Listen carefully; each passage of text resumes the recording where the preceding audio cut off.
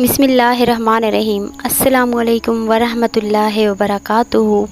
آج کا ٹاپک لے کے آپ کی خدمت میں حاضر ہیں۔ حضرت محمد مصطفیٰ صلی اللہ علیہ وآلہ وسلم کو اللہ پاک نے رحمت للعالمین بنا کے بھیجا اس دنیا میں۔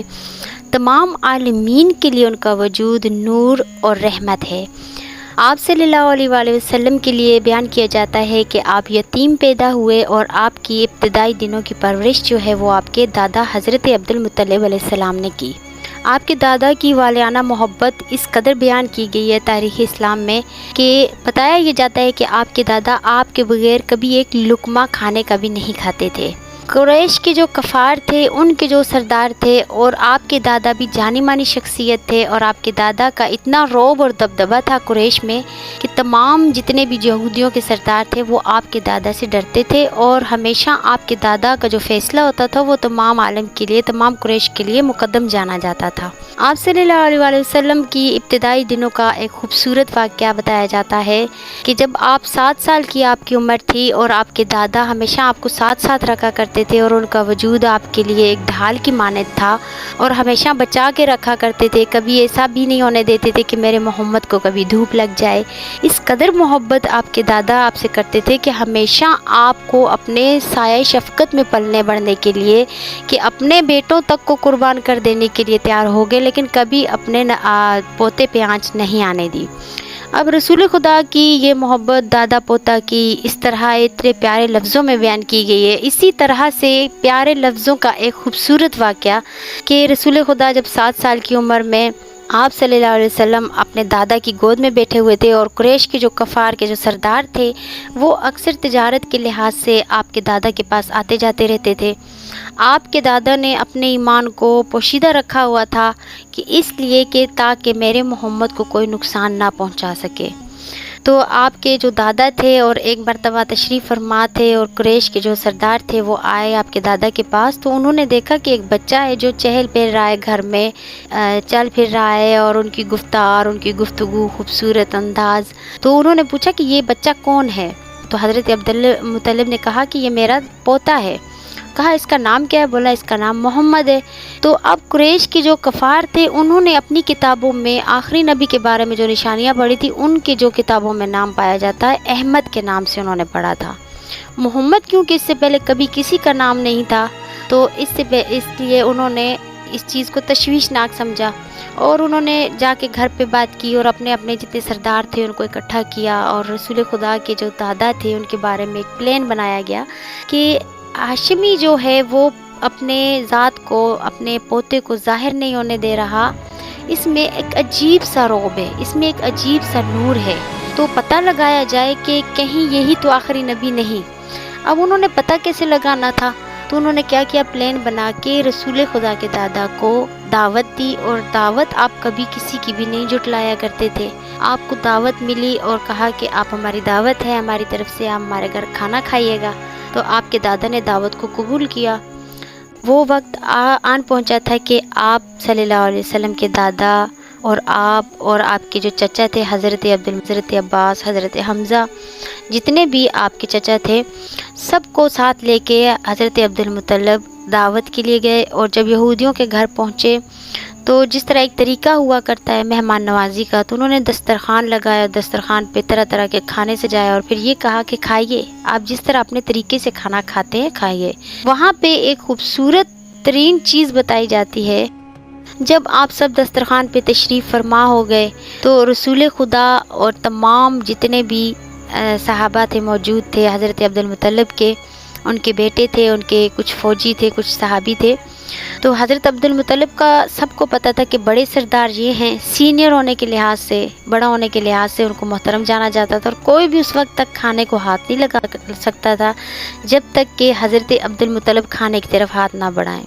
اور حضرت عبد المطلب کا سب کو پتہ تھا کہ تب تک کھانے کو ہاتھ نہیں بڑھا سکتے جب تک ان کے پوتے حضرت محمد مصطفیٰ صلی اللہ علیہ وآلہ وسلم کھانے کو ہاتھ نہیں بڑھائیں گے، تو دادا کھانا نہیں کھائیں گے۔ सब आपकी तरफ देख रहे थे اور حضرت عبد المطلب جو ہیں وہ اپنے پوتے کی طرف دیکھ رہے تھے اور اشارتاً کہہ رہے تھے کہ کھانے کی طرف ہاتھ بڑھائیے۔ اب رسول خدا کھانے کی طرف ہاتھ نہیں بڑھا رہے اور تمام جتنے بھی لوگ ہیں وہ حضرت عبد المطلب کو دیکھ رہے ہیں کہ سردار کھانے کی طرف ہاتھ بڑھائیں گے تو ہم کھائیں گے، اور سردار انبیاء کے سردار کی طرف نظر کر کے بیٹھے ہوئے ہیں کہ کب محمد ہاتھ بڑھاتے ہیں اور کب میں کھانا کھاتا ہوں۔ جب رسول خدا کی طرف اشارتاً دیکھا تو رسول خدا نے منع کر دیا، تو قریش کے کفار میں سے ایک سردار اٹھا اور بہت شوخیاں مارتا ہوا جب آگے آیا اور اس نے یہ کہا کہ ایسی کیا بات ہے، آپ کے پوتے کا انتظار ہو رہا ہے تو چلیں ہم ان کو کھانا کھلا دیتے ہیں۔ کہتے ہیں کہ جب بڑا سردار آگے آیا اور اس نے رسول خدا کی طرف لقمہ بنا کے منہ کی طرف کیا تو اس کا ہاتھ جہاں تھا وہیں رک گیا، نہ آگے بڑھا اور نہ پیچھے بڑھا۔ یہ ایک وہ معجزہ تھا کہ جو اس سے پہلے کبھی رونما نہیں ہوا تھا۔ تو رسول خدا کی طرف ہاتھ نہیں بڑھ پایا۔ اب سب حیران ہو رہے ہیں یہ ماجرا دیکھ کے کہ اس کے ہاتھ کو کیا ہو گیا، جہاں پہ ہاتھ تھا وہیں کا وہیں رکا ہوا ہے۔ بہت کوشش کے باوجود بھی وہ رسول خدا کی طرف لقمہ نہیں بڑھا پایا۔ اب جب اس کی حالت سب نے دیکھی تو سب نے کہا کہ چلو شاید ہو سکتا ہے کہ اس کو کوئی بیماری لاحق ہو گئی ہے۔ یکے بعد دیگرے 3 سردار آئے اور تینوں نے کوشش کی، تینوں کا ہاتھ وہیں رکا۔ یہ بہت بڑا معجزہ تھا جس کو دیکھ کے سب حیران ہوئے، اور جو قریش کے کفار تھے جو کہ اپنی طرف سے پلاننگ بنا کے بیٹھے ہوئے تھے کہ کوئی نہ کوئی نشانی ظاہر ہوگی تو ہم اس کو جیسے کہ حرام کھلا دیں گے، لیکن وہ اپنے آپ میں شرمندہ ہو گئے۔ اور اب دوسرا جو کھانا لایا گیا، پھر بہانہ یہ بنایا گیا کہ کھانے میں کوئی اگر تکلیف ہے یا آپ کے پوتے کو کھانا پسند نہیں ہے تو ہم دوسرا کھانا لے کے آتے ہیں۔ جب دوسرا کھانا لایا گیا تو رسول خدا کی طرف ہاتھ بڑھایا گیا کہ سرداروں نے کہا کہ آئیے محمد ہم آپ کو کھانا کھلاتے ہیں۔ حضرت عبد المطلب کے ساتھ جب وہ کفار بیٹھتے تو بہت چاپلوس انداز میں بیٹھتے تھے اور بہت زیادہ سیاست، اس طرح کی منافقت بھری سیاست کرتے تھے کہ کوئی سمجھ نہیں پاتا تھا کہ ان کے دل میں کیا چل رہا ہے اور وہ اوپر سے آپ کے ساتھ کس طرح بول رہے ہیں۔ کہتے ہیں کہ جب دوسری بار کھانا لایا گیا اور سردار اٹھا اور پھر دوبارہ کھلانے کی کوشش کی تو اب وہ ضد میں چڑھ گئے کہ اب تو ہم ان کو کھلا کے رہیں گے۔ دوبارہ آپ کی طرف ہاتھ بڑھایا گیا لیکن وہ ہاتھ جہاں تھا وہیں رک گیا۔ جب دوسرا کھانا آیا تو دوسرے کھانے کی باری یہ ہوا کہ ہاتھ کبھی منہ کی بائیں طرف چلا جاتا تھا اور کبھی لاب کی دوسری طرف چلا جاتا تھا، لیکن کھانا منہ کے اندر نہیں گیا۔ بس جب دوسری بار یہ ماجرا پیش آیا تو آپ کے دادا نے یہ کہا کہ کوئی بات نہیں ہے، آج کا کھانا ہم آپ کی طرف سے قبول کرتے ہیں لیکن آج ہم ویسے ہی جائیں گے۔ تو جب آپ سب اٹھ گئے دسترخوان سے اور رسول خدا کو لے کے گھیرا بنا کے جب آپ واپس راستے سے آتے ہوئے آپ کے دادا نے آپ سے پوچھا، بیٹے محمد مجھے اتنا تو بتاؤ کہ کھانا تمہارے منہ تک کیوں نہیں پہنچا؟ تو رسول خدا نے بہت خوبصورت انداز میں بتایا کہ دادا جو پہلے کھانا میری طرف لے کے آ رہے تھے وہ کھانا حرام کا تھا، اور آپ نے سنا ہے کہ اللہ رب ذوالجلال نے کہا کہ میرا نبی، میرا پیغمبر کبھی بھی لقمہ حرام اپنے منہ تک لے کے نہیں جائے گا۔ رسول خدا کے دادا نے پوچھا، سبحان اللہ میرے پوتے، کیا کہنے ہیں تمہارے ایمان کے، اور دوسرا کھانا جو آیا تھا وہ تمہارے منہ تک کیوں نہیں پہنچ پایا؟ تو رسول خدا نے پھر خوبصورت انداز میں جواب دیا کہ دادا دوسرا کھانا شک و شبہات والا تھا، اور میں شک و شبہات والی کھانے کی چیز کیسے کھا سکتا ہوں کہ اللہ نے یہ بھی ہم پہ حرام قرار دی ہے۔ رسول خدا کے دادا نے اور تمام جتنے بھی ساتھی تھے انہوں نے پوچھا کہ یا رسول اللہ، اے محمد عربی، اس کا کیا مطلب ہے کہ شک و شبہات والا کھانا؟ تو رسول خدا نے کہا کہ میں وہ محمد ہوں جسے اللہ تعالیٰ نے ما کانا ما یکون کی خبریں دی ہیں، کہ میں وہ بھی جانتا ہوں جو دیوار کے پیچھے ہوتا ہے، میں وہ بھی جانتا ہوں جو میرے پیٹھ پیچھے ہوتا ہے، اور میں وہ بھی جانتا ہوں جو پہلے ہو چکا۔ مجھے اللہ نے اس کی بھی خبر دی ہے کہ جو آنے والے دن تک، قیامت والے دن تک ہوگا۔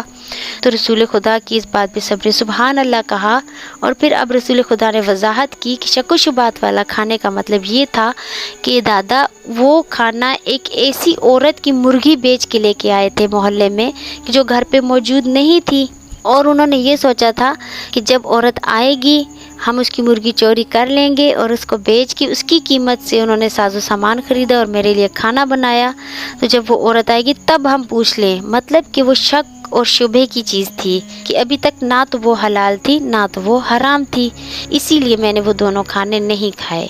سبحان اللہ۔ اس واقعے سے آپ کو ہم سب کو کیا سبق ملتا ہے کمنٹ میں ضرور بتائیے گا. آگے شیئر کیجیے دوستوں کو. اپنی دعاؤں میں ہمیں یاد رکھیے گا. آئندہ کا ٹاپک لے کے آپ کی خدمت میں پھر حاضر ہوں گے. تب تک کے لیے اللہ حافظ.